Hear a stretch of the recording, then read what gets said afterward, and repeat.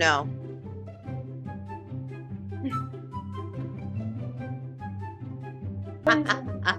Yeah. Oh my Hold God. on. I'll just wear it like a cape.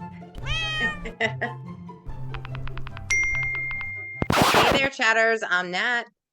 And I'm Kat, and welcome to the Crime Chat. I am your forensic femme fatale, Natalie, is your true crime addict connoisseur. We're just two normal girls who obsess about dark crimes, evil minds, and occasionally the unknown. And here's your disclaimer, chatters. The following crime chat contains adult content, and it will have descriptions of violent, sexual in nature, just kind of like icky things today. Yeah. So your listener Yeah. discretion is advised. But you have Kat, what have you done? Well, Happy New Year, chatters. This is our first episode coming out after the New Year, so I hope your 2024 has been fantastic so far. The time I mentioned that I watched the Daryl Dixon. So I told him I watched it, and he's like, "Oh, you watched it without me?" And I was like, "We were watching Frasier. Like, that's the only thing he wanted to watch." And I mean, granted, Frasier's good. So I was like, "You're working. Like, what do you want me to do? Like, not watch anything?" I mean, 4 out of the 6 episodes, loves it. And I think we're probably going to watch the last 2 episodes probably somewhere between tonight and tomorrow. And that's on AMC. That's not on Netflix, right? Right. Well, yes. AMC Plus. After the Krampus episode, and you're surfing through and everything like that, I was like, let me look up a movie of one of the Krampus movies that I didn't realize it was out until you told the story, and 2 that I hadn't seen, obviously. So I tried Krampus: The Return, and I turned it off. It was absolutely horrible. Really?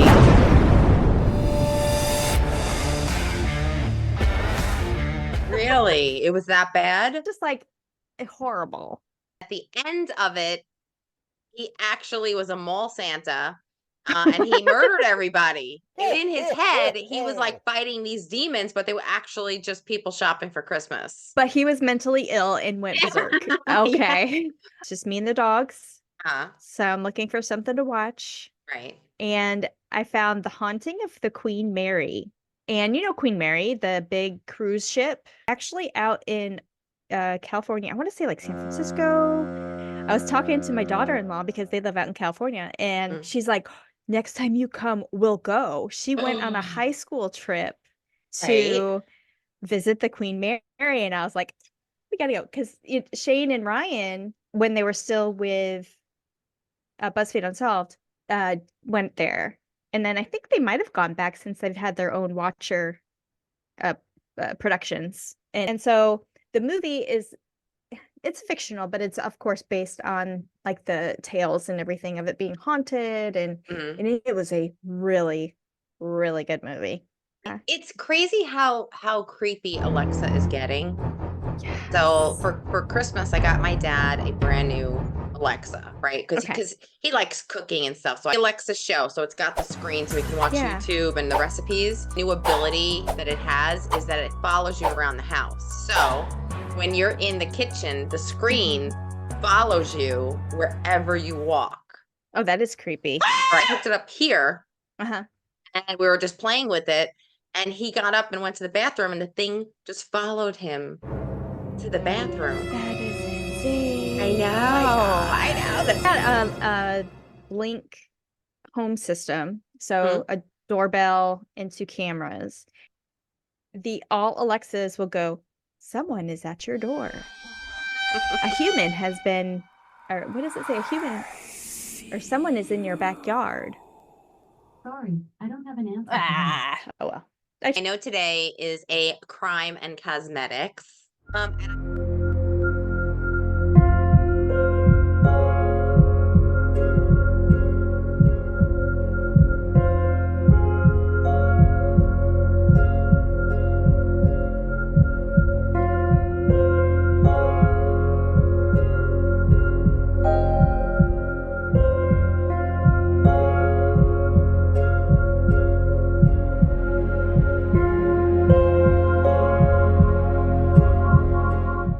I have no idea, as usual, of what you're doing it about.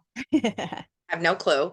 But you did tell me to do a short intro on small town crimes. We're gonna be in the middle of a small town in the Ozarks, so I picked 5 small town crimes, really scary ones. The part is we have not touched on any of these cases for Crime Chat yet. David Parker Ray, aka the Toy Box Killer, yes. is accused of killing over 50 people near a small town called Truth and Consequences in New Mexico in the 1990s. Now, everybody's familiar with that case, right? Yes.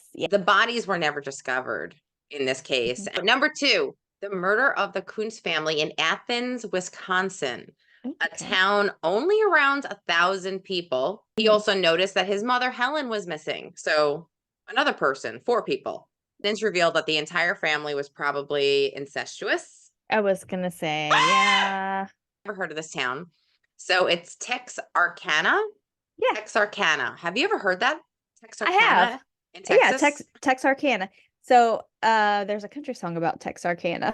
Is there? I've never. Texarkana it's a mashup of Texas and Arkansas. Now, is it, but Texas the majority and Arkansas.